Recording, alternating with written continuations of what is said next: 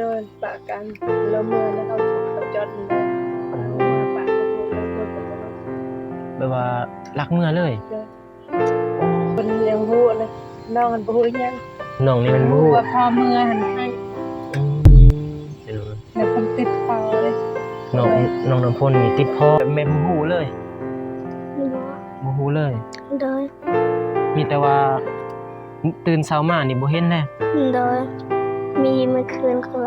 พอไปใส่พออันเห็ดแกงคุปุนเห็ดละเพิ่นเห็ดแกงคุปุนและบ่เห็นเลยเพิ่น เฮ็ดแกงข้าวปุ้นให้น้อง โดย แล้วบ่เห็นเลย โดย มีแต่มือแค่นึงเป็นมาอยู่บ่ได้เขาติดกันเลยบุญอยู่กับนี้ มันว่าอยู่บ่ได้ รถไฟบ่ฮู้มีไป อืมด้นแล้วบ่อืมคิดฮอดได้บ่พอ โดย อืม 4-5 ปีประมาณ เพิ่นเคยมายามเลยบ่แต่เพิ่นไป บ่ได้มาย่าน บ่ได้มาเลย บ่ อืมเพิ่นมีแต่ว่าตามที่ว่าความคิดแม่นี่ว่าย้อนเฮาทุกข์เพิ่นจึงไปเนาะแต่ว่าเพิ่นบ่ได้บอกว่าอืม เราอยู่ใส่อยู่เขาก็เลยมี2-3บ้านแล้วอยู่ไปแล้วเขาเลยมี อ๋อเมืองมงคลแอมตัวนี้เลยบ่ โดย อืมโอ้พี่น้อง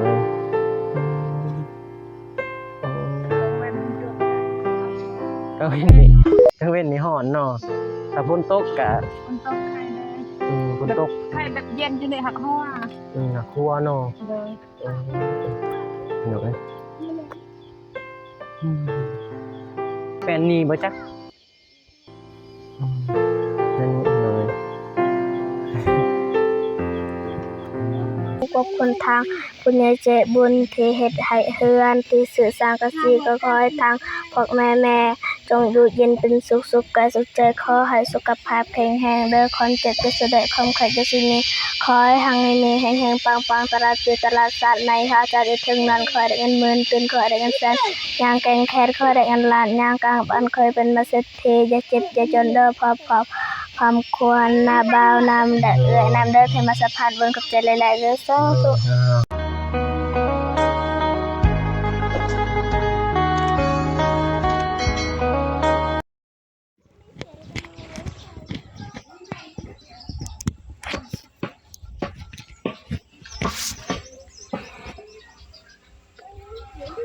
พี่น้องเอ้ยกับทักทายสบายดีเด้อพ่อแม่พี่น้องเมื่อสุขสุขคนพี่น้องบ่ว่าจะอยู่ภายในหรือว่าต่างประเทศก็กับทักทายสบายดีพ่อแม่พี่น้องเข้าสู่ช่องเบาซ่าอีกซะแนวคือเก่าคือเดิมพี่น้องเอ้ยมื้อนี้ก็ได้เข้ามาหาทางบ้านน้องน้ำพ้นพี่น้องเอ้ยบ้านใหม่แต่ว่ามีทางทีมงานหรือว่าทางอ้ายเบาเตียงอ้ายเบาอนุหรือว่าอ้ายเบาพ้นเพิ่นเข้ามาพี่น้องเอ้ยแต่ว่าเบาซ่ายังบ่ทันเข้ามามื้อนี้บ่สายได้เข้ามาพี่น้องเอ้ยก็สิมาถามความรู้สึกของน้องน้ำพ้นว่ารู้สึกจังใดที่ว่าได้บ้านคันบ่ถูกต้องหรือว่าเว้าบ่ถูกได้ก็ขอโทษขออภัยพ่อแม่ FC เบิดสุขุทุกคนเด้อพี่น้องเด้อมาใหม่ๆพี่น้องเอ้ยโอ้บ้านก็ยังขึ้นแต่โครงพี่น้องเอ้ยบ่ว่าน้องเพิ่นยังขาดหยังตอนนี้ทางบ้านนี่บ่ฮู้ว่ายังว่าขาดหยังหรือว่าขาดเรือหยังขาดอันใดพี่น้องแต่ว่าตีโค้งเรียบร้อยโค้งมุงหลังคาแล้วก็โค้งปูพี่น้องแต่ว่ายังบ่ทันมีทางขึ้นหรือว่าเสา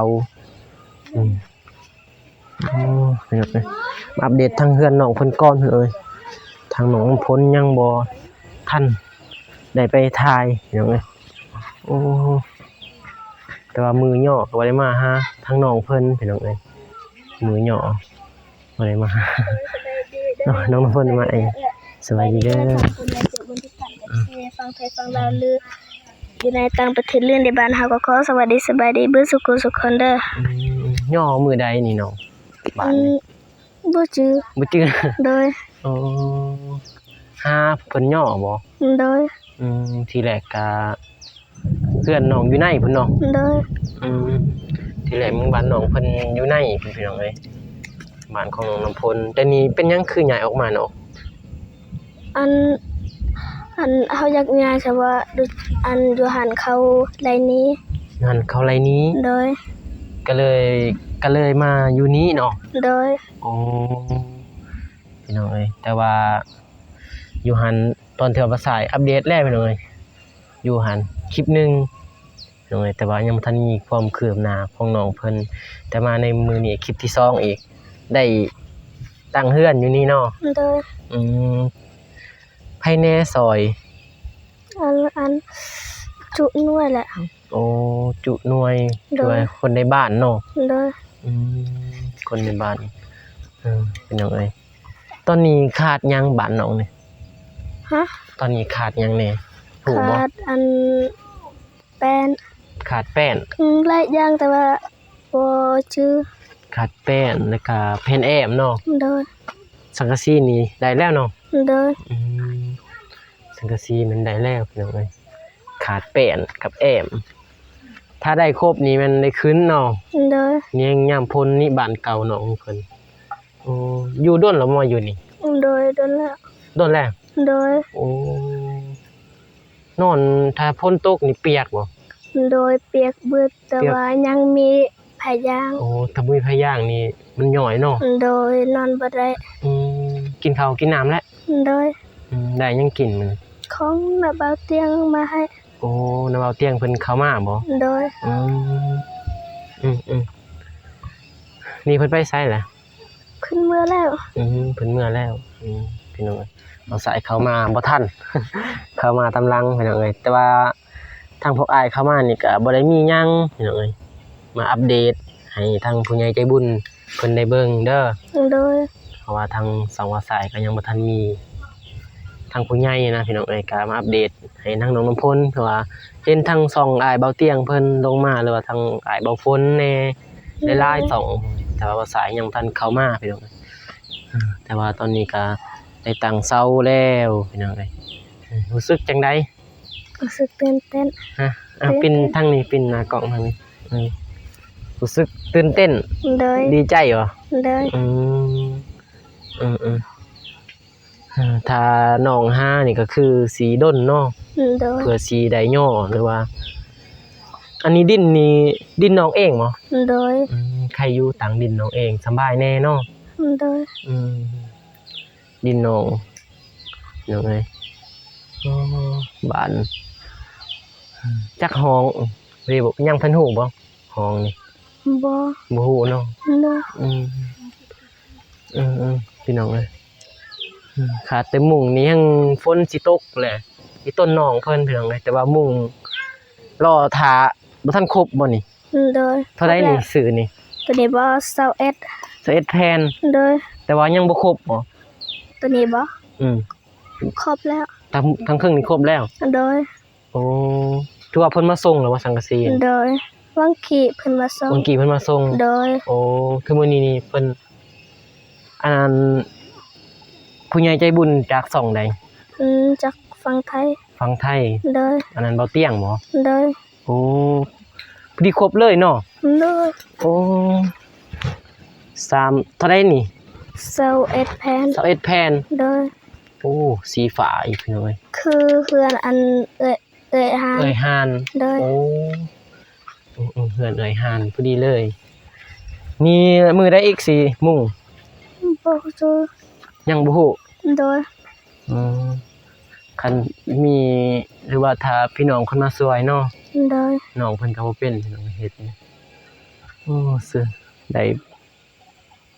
สังกะสีมุงแล้ววันนี้ขาดแป้นเนาะ โดย ขาดแป้นปูแล้วก็ผ้าแอม โดย สำนั่นเนาะ โดย ยังจะแผ่นปูพี่น้องแล้วก็ผ้าแอมบ้านน้องน้ำพลฮู้จักบ่อ้าย บ่ บ่ฮู้ ว่าชื่อซื้อ บ่จื้อแหละ โดย พี่น้องเอ้ยมาถ่ายเพิ่นตั้งแต่จื้อบ่น้องล้างถ้วย โดย กับน้องนั่น ชื่อ ที่มากับเบาเจ็บเพิ่นเด้แล้วก็เบาตูนมื้อนั้น โดย แต่ว่าข่อยหัน น้องเบานุ่ง โดย เอาเบาทราย โด พูด ย ว่ามันนี่ โดย แต่ว่าบ่สู้ได้เข้าดอกมือย่อก็พวกอ้ายก็บ่ได้เข้ามามือย่อเฮือนน้องบ่ฮู้ น้องก็บ่มีโทรศัพท์เนาะ โดย บ่เป็นสิบอกอีกหน่อยเห็นแต่อ้ายได้เบิ่งอยู่อันตอนมือย่อเบิ่งอันทางส่องเบาพล โดย มีเบาพลเพิ่นได้เข้ามาบ่ มี โดย เป็นเอาไป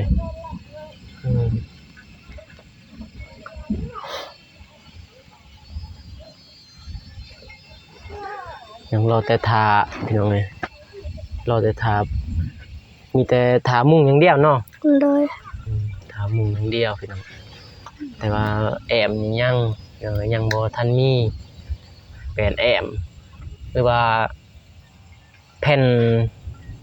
อันคืออันน้องฮานมันแป้นบ่แผ่นแอม โดย ซื้อหลาบ่ไม่ซื้อหลาบ่ไม่นั่นก็ได้เนาะแอมเนาะแต่ว่าปู่นี่ต้องไม่เป็นแอมนี่มีแล้วบัดนี้เป็นแอมมีอีกแต่ว่ายังเป็นปู่เนาะแม่น้องน้ำฝนพี่น้องสบายดีเด้อแม่ ยังแต่เป็นปู่วันนี้พี่น้องเอ้ยเป็นปูไม่เซ็น ยังเป็นปู่ก็ไม่เซ็น ไม่เซ็นไม่ต้อง โอ้ไม่เซ็นเฉพาะไม่ลูกตั้งเหรอ โดย โอ้ไม่เซ็นไม่ลูกตั้งไม่เซ็นปูนี่ตัวนี้บ่ตัวนี้ได้เนาะยังทำไมลูกตั้งไม่ลูกตั้งก็ประมาณ20บ่จัก20 30พี่น้องรอรุ่นอีก ได้สำนี้ก็ถือว่าไวเติบเนาะน้องเนาะ โดย มาอยู่นี่จักมื้อแล้วแม่จักเดือนน่ะย้ายออกมา เดือนหนึ่งแหละ ย้ายออกมาแต่หันบ่ โดย โอ้แต่เดือนหนึง ได้1 เดือนนะ โอ้1 เดือนคือคิดว่าแต่เดือนหนึงมานี่โอ้ถือว่าโดนเติบแล้วเนาะ โดย เดือนหนึงเป็นจังได๋ยังได้ก็สู้ๆเด้อแม่ โดยเข้าใจดี ก็ขอบใจมาอัปเดตทางช่องเพราะว่าเห็นพวกอ้ายๆเพิ่นอัปเดตก็อัปเดตซอยๆกันนะเพื่อบางทีมีทางผู้ใหญ่ใจบุญทางเพิ่นอยากสมทบหรือว่าอันที่ว่ามันขาดนะเทื่อถ้าบ่มีก็บ่ว่ากัน พี่น้องเอ้ยเพราะว่าก็เห็นทางน้องเพิ่นคือว่าแหละพี่น้องบ่มีเฮือนหรือว่าบ่มีอันที่วันจะอยู่นะพี่น้องเพราะว่าฝนตกฝนหยังก็เปียกหนาวน้องเนาะ โดย อายก็บ่มีหยังมาผาก โดยเป็นหยัง เพราะว่าบ่ฮู้นะคิดว่าน้องเพิ่นสิอยู่บ่ยังบ่ทันฮู้นะก็เลยมาเบิ่งก่อนมาอัปเดตเพื่อนถ้ามางวดหน้าพุ่นแหละ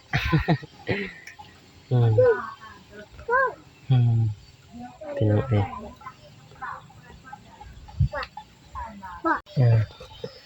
น้องน้ำฝนพี่น้องเอ้ยลืมถามอ่ะ2 คนบ่อยู่3เนาะนี่ได้น้องเพิ่นผู้หนึงชายเนาะอยู่3 คนอันนั้นอยากถามอ่ะอันนั้นถามได้บ่อยากถามอันนั้นนะพ่อของน้องเพิ่น โดยทำได้ อันนั้นแนวใดปะบ่หรือว่าแบบเชียร์หั่นน่ะโหปะ โดย อ๋อแบบว่าปะกันเนาะ โดยปะกันแล้วเมื่อนะเขาทุกข์เขาจนเลยแล้วเมื่อปะบ่ฮู้เลยลูกก็บ่ฮู้ แบบว่ารักเมื่อเลย โดย โอ้ แล้วผู้เอ้ยอันฮู้บัดแล้วเพิ่นยังฮู้นะน้องอันบ่ฮู้อีหยัง น้องนี่มันบ่ฮู้ ว่าพ่อเมื่อหันให้ อืมเออ ในเพิ่นติดคอเลย น้องน้ำพลนี่ติดพ่อเนาะ โดย ตอนอันนั้นพ่อเมื่อนี่แบบแม่บ่ฮู้เลย บ่ฮู้เลย โดย มีแต่ว่าตื่นเช้ามานี่บ่เห็นแล้ว โดย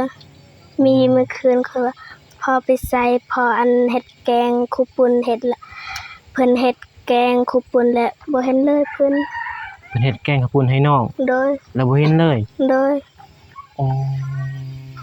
เพิ่นบ่บอกเลยบ่ว่าสาเหตุว่าเป็นหยังมีแต่มีแค่นึงเพิ่นว่าอยู่บ่ได้อีหยังเขาทุกข์เขาจนเลยบุญอยู่บ่มีเพิ่นว่าอยู่บ่ได้เด้อบัดไปบ่ฮู้มีเพิ่นไปเพิ่นไปเขาไปงานดองเขาแม่นี่ไปงานดองแต่เพิ่นนั้นอยู่นำอยู่เฮือนบ่เห็นพาเพิ่นไปโอ้ดนแล้วบ่ดนตั้งแต่ประมาณ3-4 ปีว่า3 ปีน้ำปนน้องพล3 ปี 4 ปีประมาณนั้นเลยนี่ก็เท่าจักปีเลย6 7 ปีบ่11 ปี11 ปีเลยพี่น้องเอ้ย6 7 ปีแหละคิดฮอดได้บ่พอโดย4-5 ปีประมาณนั้นเพิ่นเคยมายามเลยบ่แต่เพิ่นไปบ่ได้มายามบ่ได้มาเลยบ่โอ้เพิ่นอยู่ไกลเพิ่นมีแต่ว่าตามที่ว่าความคิดแม่นี่ว่าย้อนเฮาทุกข์เพิ่นจึงไปเนาะแต่ว่าเพิ่นบ่ได้บอกว่าเด้อแล้วเฮาอยู่ไสอยู่เขาก็เลยมี 2-3 บ้านแล้วอยู่ก็ไปนะเขาเลยมีเด้ออ๋อ2-3บ่อนพี่น้องเอ้ยอยู่ไสก็เพิ่นไล่เนาะบัดนี้อยู่นี่คือสิว่าเป็นหยังแล้ววันนี้เนาะมีหมดแล้วแต่ว่าสัญญาอยู่เนาะมันจะดีมีแต่ได้แล้วก็อยู่สบายได้บัดนี้มีถ้าคนเฮามีบ่อนนอนก็ถือว่าอยู่ได้เนาะมีบ่อนอยู่บ่อนนอนพี่น้องเอ้ยค้ำมากก็พอได้มีบ่อนอยู่บ่อนนอนก็โอเคพี่น้องเอ้ยแต่ฝุ่นแม่นบ่เห็นเพิ่นมาเลยเนาะบ่เพิ่นบ่คิดฮอดทางลูกทางหยังเลยเนาะก็บ่ได้โทรนั่นก็บ่ฮู้จักไปบ่ฮู้เลยว่าบ่ได้ฮู้ว่าทางใดเพิ่นไปเนาะบ่แล้วเลยแบบว่าน้องเพิ่นก็ต้องได้สู้ยุ่งเด้อสู้ๆเด้อวันนี้ได้ได้บ้านแล้วก็นี่ก็ยังบ่ทันได้ดอกเพิ่นเนาะยังบ่ทันครบทางบ้านน้องเพิ่นบนไปอยากไปเบิ่งบ่อนนอนพี่น้องยังบ่ทันได้เบิ่งไปเบิ่งบ่อนที่อยู่ที่นอนพี่น้องว่าเพราะว่าบ่สายก็ตั้งแต่พูดกับน้องเพิ่นโอ้คือนอนในนี้เลยบ่เมืองมันพลแอมในนี้เลยบ่เลย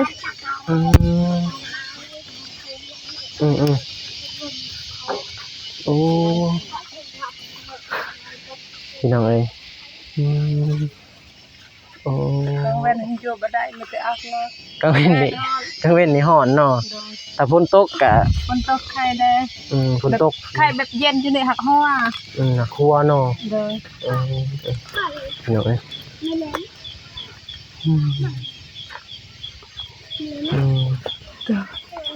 นอนคือที่บ่อนเก่าก็ยังมองเก่านี่มีแป้นแน่เนาะแป้นนี่บ่จักนั่นนี่พี่น้องเอ้ย